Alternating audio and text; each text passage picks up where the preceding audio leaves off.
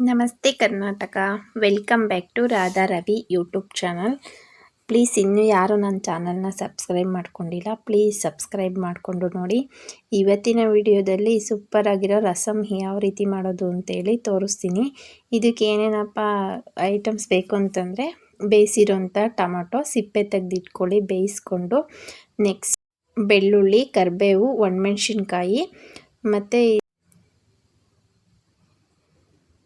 ಮತ್ತು ಇಲ್ಲಿ ಅರಿಶಿನ, ಮೆಂತ್ಯ ಪೌಡ್ರು, ಅಚ್ಕಾರದ ಪುಡಿ, ಉಪ್ಪು, ಮೆಣಸಿನ ಪೌಡ್ರು, ಜೀರಿಗೆ ಪೌಡ್ರು ಮತ್ತು ಬೆಲ್ಲ. ಇಷ್ಟು ಸಾಕು. ಸೂಪರಾಗಿರೋ ರಸಮ್ಮ ರೆಡಿ ಮಾಡ್ಕೋಬೋದು. ಇವಾಗ ಯಾವ ರೀತಿ ಮಾಡೋದು ಅಂತ ಹೇಳ್ತೀನಿ ಬನ್ನಿ. ಫಸ್ಟು ಕರ್ಬೇವಿನ ಸೊಪ್ಪು, ಹಸಿ ಕರ್ಬೇವಿನ ಸೊಪ್ಪಿದ್ರೆ ಹಾಕ್ಕೊಳ್ಳಿ, ತುಂಬಾ ಟೇಸ್ಟ್ ಚೆನ್ನಾಗಿರುತ್ತೆ. ನಮ್ಮ ಮನೇಲಿ ಖಾಲಿ ಆಗಿತ್ತು, ಸರಿ ನಾನು ಒಣಗಿರೋದೇ ಹಾಕಿದ್ದೀನಿ. ನೆಕ್ಸ್ಟು 3 ಟೊಮಟೊ, ಬೆಳ್ಳುಳ್ಳಿ, ಕರಿಬೇವನ್ನ ನೈಸಾಗಿ ಪೇಸ್ಟ್ ಮಾಡ್ಕೊಳ್ಳಿ. ನೆಕ್ಸ್ಟು ಒಂದು ಪಾತ್ರೆ ಇಟ್ಕೊಂಡು ಸ್ವಲ್ಪ ಎಣ್ಣೆ ಹಾಕ್ಕೊಂಡು ಅದಕ್ಕೆ ಜೀರಿಗೆ ಮತ್ತು ಸಾಸಿವೆ ಹಾಕ್ಕೊಳ್ಳಿ ಒಗ್ಗರಣೆಗೆ. ನೆಕ್ಸ್ಟು ಮತ್ತು ನಾವು ಒಣಮೆಣ್ಸಿನ್ಕಾಯಿನ ಇಟ್ಕೊಂಡಿದ್ದೀವಲ್ಲ ಅದನ್ನು ಇದಕ್ಕೆ ಹಾಕ್ಕೊಳ್ಳಿ. ನಾನು ನೆಕ್ಸ್ಟು ಬೆಳ್ಳುಳ್ಳಿ ಎಲ್ಲ ಏನೂ ಹಾಕ್ತಾಯಿಲ್ಲ, ಯಾಕೆಂದರೆ ಅದಕ್ಕೆ ರುಬ್ಕೊಂಡಿದ್ದೀವಲ್ಲ.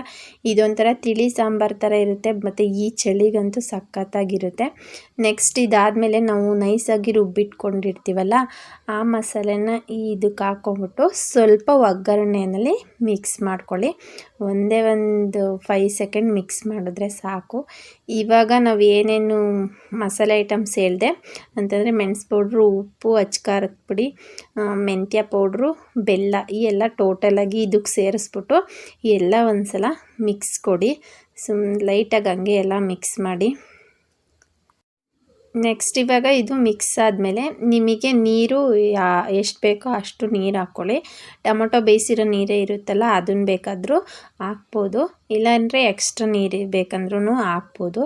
ನಿಮಗೆ ನೋಡಿ, ಅಂದರೆ ರಸಮ್ ಅಂದರೆ ತೆಳ್ಳಗೆ ಇರಬೇಕು, ಸೊ ಹಾಗಾಗಿ ತೆಳ್ಳಗೆ ಮಾಡ್ಕೊಳ್ಳಿ. ತುಂಬ ಚೆನ್ನಾಗಿರುತ್ತೆ ಬಿಸಿ ಅನ್ನದ ಜೊತೆ. ಈಸಿಯಾಗಿ ಬೇಗ ಕ್ವಿಕ್ಕಾಗಿ ಮಾಡ್ಕೊಬೋದು. ಮನೇಲಿ ಏನು ತರಕಾರಿ ಇಲ್ಲ ಅಂತ, ಅಥವಾ ಯಾರಾದರೂ ನೆಂಟರು ಸಡನ್ನಾಗಿ ಬಂದಾಗ ಈಸಿಯಾಗಿ ರೈಸ್ ಮಾಡಿ ಸಾಂಬಾರು ಮಾಡಿ ಅದ್ರ ಜೊತೆ ಏನಾದರೂ ಹಪ್ಳನ ಏನಾದರೂ ಹಾಕ್ಕೊಂಡ್ರೆ ಚೆನ್ನಾಗಿರುತ್ತೆ. ನೆಕ್ಸ್ಟು ಇದೆಲ್ಲ ಆದಮೇಲೆ ಸ್ವಲ್ಪ ಹುಣಸೆ ರಸ ಬಿಡಿ. ಟೊಮೊಟೊ ಹುಳಿ ಇರಲಿಲ್ಲ, ಹಾಗಾಗಿ ನಾನು ಹುಣಸೆ ರಸ ಹಾಕಿದ್ದೀನಿ. ನೀವು ಬೇಕಂದರೆ ಹಾಕ್ಕೊಳ್ಳಿ, ಬೇಡ ಅಂದರೆ ಏನು ಹಾಕ್ಕೋಬೇಡಿ. ಈ ಥರ ಮಾಡಿ 1-2 ನಿಮಿಷ ಕುದಿಸಿದ್ರೆ ಸೂಪರಾಗಿರೋ ರಸಮ್ಮು ರೆಡಿ ಆಗುತ್ತೆ. ನೆಕ್ಸ್ಟು ಅದ್ರ ಮೇಲೆ ಸ್ವಲ್ಪ ಕೊತ್ತಂಬರಿ ಸೊಪ್ಪು ಹಾಕ್ಕೊಳ್ಳಿ. ಈ ಥರ ರಸಮ್ ತುಂಬಾ ಚೆನ್ನಾಗಿರುತ್ತೆ. ಈ ಚಳಿಗಂತೂ ಮಾಡಿಸಿದ್ದು, ಏಕೆಂದರೆ ಶೀತ ಇರುತ್ತಲ್ಲ, ಮೆಣಸು ಬೆಳ್ಳುಳ್ಳಿ ಎಲ್ಲ ಹಾಕಿರೋದ್ರಿಂದ ಚೆನ್ನಾಗಿರುತ್ತೆ. ಶೀತಕ್ಕೆಲ್ಲ ತುಂಬಾ ಒಳ್ಳೆಯದು.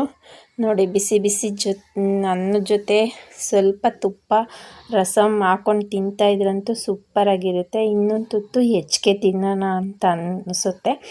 ಪ್ಲೀಸ್ ನೀವೊಂದು ಸಲ ಈ ರಸಮ್ನ ಟ್ರೈ ಮಾಡಿ. ಆಲ್ಮೋಸ್ಟ್ ಟ್ರೈ ಮಾಡಿರ್ತೀರ, ಒಬ್ಬೊಬ್ಬರು ಒಂದೊಂದು ಸ್ಟೈಲಲ್ಲಿ ಮಾಡ್ತಾರೆ. ನಾನು ಈ ಥರ ರಸಮ್ ಮಾಡ್ತೀನಿ. ನಿಮ್ಗೆ ಇಷ್ಟ ಆದರೆ ಹೇಗಿತ್ತು ಅಂತೇಳಿ ಕಮೆಂಟ್ ಮೂಲಕ ತಿಳಿಸಿ.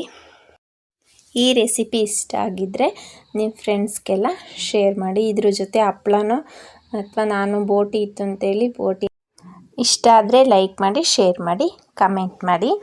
Thank you.